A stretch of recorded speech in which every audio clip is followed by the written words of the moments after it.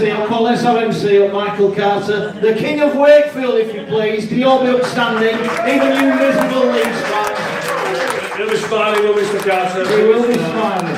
He will be. He'll be smiling even more if you'd have bought a pint over the bar, but that's about as likely as Leeds winning it. That's a bit harsh, Mr. Wilson. That's a bit harsh. Mr. Carter, give him the microphone. Mr. Carter, congratulations on your win. Who would have thought it? With half a team, you could still beat Leeds. I can't take the King of Wakefield, can I? There's only one King of Wakefield. Well, yeah, there is. But he's not here, he's in the big bottle. He's not, he's got all, we won't tell him. Outstanding today, mate. I thought, I looked at how many players we've got missing and looked at the squad, and there was obviously some kids that we had to throw in there as well today, and he's done fantastically well, and I hope he's on the massive high tonight because he should be. But just, really, really proud of that. I think we've said it a couple of times this year. That's the best performance since Chesney took charge, but I honestly thought tonight was, to defend that much in the first half, have 2 breakaways, go in at 12 all, still under the pump, and then sort of have a 10-minute spell where we posted some points, and then just literally hanging on again. And some big performances from Riesling for me gets better and better every single week. The middles were great. I talked to Phil earlier. I'm now a convert into 1 game at Easter because we're killing these lads. We're absolutely killing them. So we've got to sort something out there. But just really, really proud of them. I think they were fantastic. It's fair to say expectations have changed here, haven't they? Let's be fair. You were favourites to be bottom 3 years, 4 years ago. You're not now. Yeah. People are talking up. So therefore, was there a little bit of pressure on you to win today, given that you didn't win at Cass, a game that you looked out of for half an hour, and then when you woke up, I felt, and I said to you, I thought you should have won on Thursday night. But did you feel a bit of pressure that you had to beat Leeds today? I didn't. Not me personally. I thought that again. I don't want to use injuries as an excuse, but I just felt that, we've got a team out there, bare 17. I mean, our 18th man was a young kid who's 17 years old. For me, it's always about having a dig. If we have a dig, I'm happy with whatever the result is. We have a dig, and I think this group have got that in spades, that they will just keep turning up week in, week out for each other. And the happiest players in that changing room at the full time when they all got in there were the ones that were injured. They're the ones that are backslapping everybody else and saying, fantastic guys, and Lee Kershaw he's just had a dream day on here. From in tears at Boxing Day, in a game that doesn't really matter, to being in tears of joy tonight, having just, it's stuff dreams of me. It's what we all dream of, isn't it? Going 85 metres in your first game against Leeds Rhinos. You can smile, Don't rub it in, Mr. Carter. I think I get away with a few shots. But listen, mate, just a couple of questions. So, you're looking at who runs a reserve side. So, the young kid who's coming from there, it feels part of Wakefield straight away. It feels it knows the players, straight into the system. Surely that helps as well. Having a reserve team, the players know all about the club, know about the players, and it helps when you've got to throw them in. It's been really tough for us this year because we have run a reserve team, but we've also tried to get players out on dual reg or on loan because we want to put them in the environment that we feel, not me, but the coaching staff feel is going to do them the most benefit. So Lee Kershaw's been at Oldham all season. I mean, they absolutely love him today. He's had 2 or 3 man of the match performances. He's scored a load of tries. And when I had to call him back on Friday, fair play to Chris Hamilton and Scott Naylor at Oldham. They understood completely that we needed him back, but we're desperately sad that they'd lost him. And Oldham need to reap some benefit from that as well because they've developed that kid. So, it's worked all the way around for us. We had a reserve game down here on, I think, last Wednesday against Keighley. We stretched ourselves a little bit this year. I'm the first to admit we probably haven't got the numbers right for each setup, but we'll get better at it. So next year when we recruit, we've got reserves in mind again.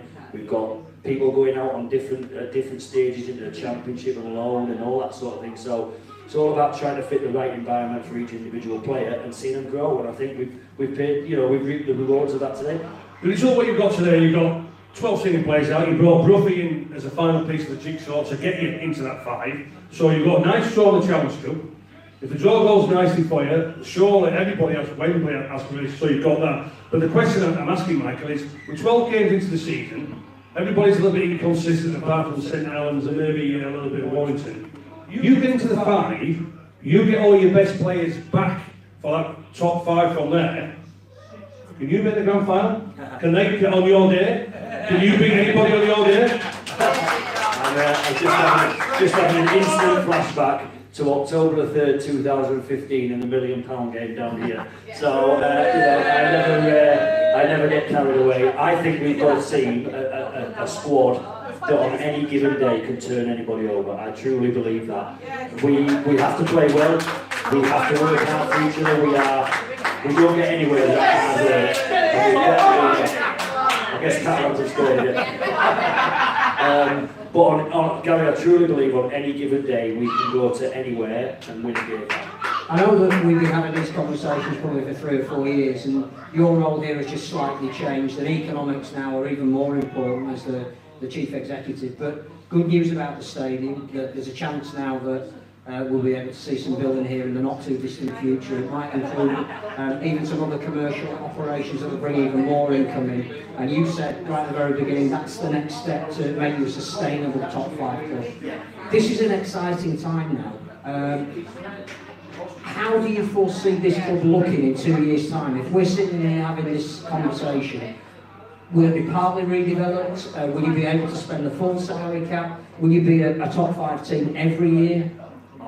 I think that last question, Phil, I think is, there are still a lot of good sides out there. So, again, I'm not getting carried away that Wakefield have had back-to-back top 5s, and, we're probably 3rd at the minute in the table, and that could go drastically wrong at any time. 3 defeats and they'll still be lynching me on Westgate, so don't worry about that. But 2 years' time, I'd love to see at least the East Stand redeveloped. I think that is absolutely our priority, because that's the stand that can create the commercial return that we need to spend salary cap. So we've got to crack on with that, and then we've got to try and generate probably £200,000 to £300,000 a year out of that facility as well, which A, will pay the debt off a little bit, but B, will let us spend up to salary cap. And other things, I'm going to be honest, because I don't want to just plough it all into players.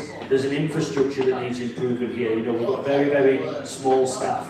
So investing in staff as well, off the field, will produce its rewards. I was going to ask you about that, because we've been talking, as you say, about whether you only have one game over Easter, and how that impacts on you as a club to commercially try and sell however many home games you get, and maybe have to work a little bit harder, if that's possible, on selling less games. But you can only do that if you've got the infrastructure to do it. So at what point you say this amount goes into the playing squad and we sustain always being in the playoffs for the foreseeable future, and this goes into increasing our commercial department, increasing our marketing department, whatever else you need to do to get more people through the gate. Ultimately, the first sort of the first bit of revenue, you'd always put that to your first team, because that does kind of drive everything. Whether we like it or not, results do matter, and they drive your business as well. So it would be a case for me that we get some more investment into the first team, and then we'd sit back and say, right, can the next 20 or 30 grand be spent better in marketing or commercial or anything along that line. So it's always a fine balancing act. There's no quick fixes, there's no shortcuts. You just got to take it a step at a time, and we all ultimately want to be Leeds Rhinos, whether the Wakefield fans like that or not. We all ultimately want to be the business that is Leeds Rhinos, because that has been the flagship for 20 years. Okay, well, we'll leave that comment there. We don't want to talk about Leeds anymore. Michael, I want to ask you about player recruitment, because Phil and I argue about this all the time. Phil says it's difficult to go out there and get players. Not only are you getting players, you're keeping the best players. Congratulations this week, Kyle Wood re-signs, David Fafita re-signed. I think you would have got lynched if you hadn't got him over the line, but congratulations on that. That is a sign of how far you've come now, that these big players, or your bigger players, are not looking to go elsewhere. They're happy to stay here. How hard is it doing the recruitment, keeping the players? How difficult is it? You become a victim of your own success, because 3 years ago you could sign these players, or you'd pick up a Matty Ashurst from Salford who wanted to play week in, week out, and get value for money out of that. And Matty has an unbelievable 2 years, gets named in the dream team, and some of these players quite rightly want to earn a bit more, because they're showing that they deserve a little bit more. So you do become a victim of your own success. But I genuinely believe, and we'll talk about Big Dave, as long as we got the number right for Big Dave, he didn't want to leave. He's so happy at Wakefield. He's a mile down the road. His kids are in a good school. His family's settled. but we had to get the number right and reward him appropriately, and that's what we've had to do. But next year, having talked to Chesney, we may come down from 30 to 29. Because we've just had to add a bit more quality around the edges. So again, it's back to balancing acts, and I'm lucky that I have a really good relationship with Chesney, and we talk about players together. I'll put my evaluation on him. An agent once told me, you place the valuations because it's your money you're spending, so if you want a bad tip back. But we sit down together, we'll talk about different players, we'll talk about what they think they're worth, what we feel they're worth. If we can find some middle ground in that, we'll go ahead with the signing. But there's been a couple this week that we've sat there and said, absolutely not worth that money. So we walked away. And you've just got to, it is really difficult, and there's a limited market for players out there. I think what you're finding, and you see this at every club, is clubs are trying really, really hard to retain the players they've got, because they know that there's not many out there that they can attract into the club. And that's certainly where we're at. We're only looking to change probably 3 or 4 again this year.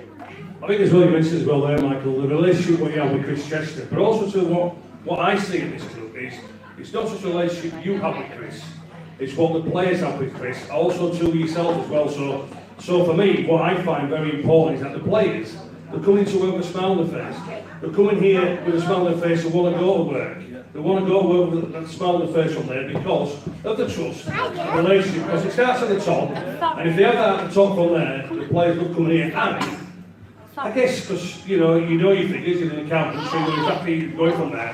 What I'm seeing here with the Wakefield players, they're not here just to pick up the money, they're here because of the enjoyment as well. They could get absolutely a load, but could get more money elsewhere, there's no doubt about that. So I think you're right, they thrive in this kind of backs to the wall, underdogs, all those cliches, they thrive in that. I mean, and they take the mick out of me. You know, Craig Kopchak's walked off today and said, when are you going to get that pitch board? You know, that was his first comment to me. So I'm saying to him, I'm putting 20,000 litres of water on it a day and I still can't get it. Yeah. Well, I need some rain because that pitch is rock hard and I can't wait until there is all the way. But, you know, I think we have a bond here that doesn't cross that line into anything disrespectful. And I think they all know, players, coaches, whatever, that, you know, when that line's crossed, there are harsh conversations to be had, but they're respectful of that, and you know, I think they're a great group. They'll all be out tonight bonding with each other and having a beer, and that's how it should be. I think, you know, I don't see any egos in our changing room. You know, from the young, they've loved Kirst today. When they've got in that changing room, they have absolutely battered him with affection and praise, and you know, slaps on the back and everything. And this is a kid that's played 80 minutes in his life. So I just think you know, I still remember the hard days of 2015 dealing with car crashes and stuff like that. So it's a pleasure to actually come in and know that, touch wood, they're not exactly bad set of lads. Last one, we'll let you go. You are third in the table, by the way, tonight, I'm told. So congratulations on that. Not bad in the midst of an injury crisis, really. Did the season finish now? What's that for finishing good? Yeah. Hopes, your hopes. I mean, we've spoken to you when, like you said, the week before the £1 million game, but I can't imagine what pressure you were under, personally and professionally, on that day. You came through it, and this club has gone forward and gone forward and gone forward. What is, to these people in the room, and the people who will catch up with you later on the podcast, where are Wakefield going? Where's the roadmap? What's the plan? For me, it's the word I use all the time, legacy. So I want this community stadium built. I want the city of Wakefield to have a professional sporting team that it can be proud of, and that it can encourage the youngsters that we've got in this city and beyond to get out there and not just play sport, but get out there and enjoy doing something inspiring. Have heroes in this city, heroes like Dave Fafita, Danny Kirmond today, 150th game as captain. You know, that guy is just, he is Mr. Wakefield. You know, I know he's King of Charleston, but he is Mr. Wakefield. We'll ask you about him just quickly, because I spoke to him, knows look like he broke me again or whatever, but how many times has he put his hand up in an injury crisis when he shouldn't have played? £1 million game. Yeah. You know, he scores the first try in a £1 million game. Shouldn't have been anywhere near that £1 million game. Stuck his hand up. The Challenge Cup semi-final when we played Warrington wasn't anywhere near fit, only had 16 bodies, stuck his hand up. He has been absolutely the best player I've had under my control in the last 6 years. Just sticking with us. He could have gone to Salford, he could have probably gone somewhere else. You know, he's in the dream team. He's just been brilliant.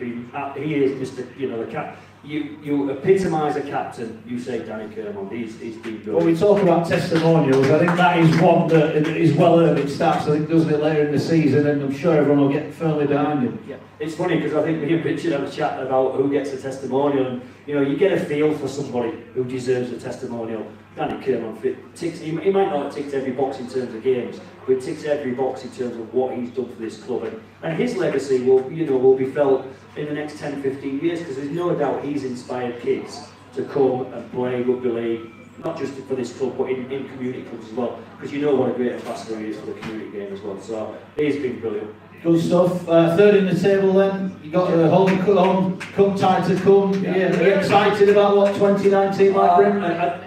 When the eights disappeared, and we're not all scrabbling to get in the eights before the end of July, I did say to Chelsea I quite fancy a cup one. It'd be nice to go on 40 years from the last time we were there. Richard has put some of his hard-earned money on you to win the cup, Oh, wow. so don't let him down. Wow, there is a... Well, that might pay for your new stadium, actually, if they win. Fantastic. Yeah, I mean, a cup would be great. The 2016, when we got to the Challenge Cup semi-final, we played Cast the week before. We were going really well, and then we got 5 injuries in that game, and it just decimated us for the week after. So it would be nice to get a few boys back, and then see if we could have a real good cup in the cup. But again, it goes back to, as long as these lads are having a dig for me, I can take any result that comes along. And days like today, you're winning like you have done in the manner with the players you've got. I guess that's what it's all about, isn't it? Yeah, this is a real high point, and these are the ones you've got to enjoy, because we know there'll be a low point along the way.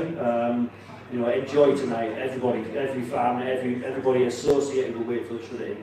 Enjoy tonight, because today's been a really great game, really great day. Good stuff. Michael Carter, there are a few Wakey fans left. I'm sure they appreciate what you've done. As we do as well. Cheers, Michael. Thanks, very well done.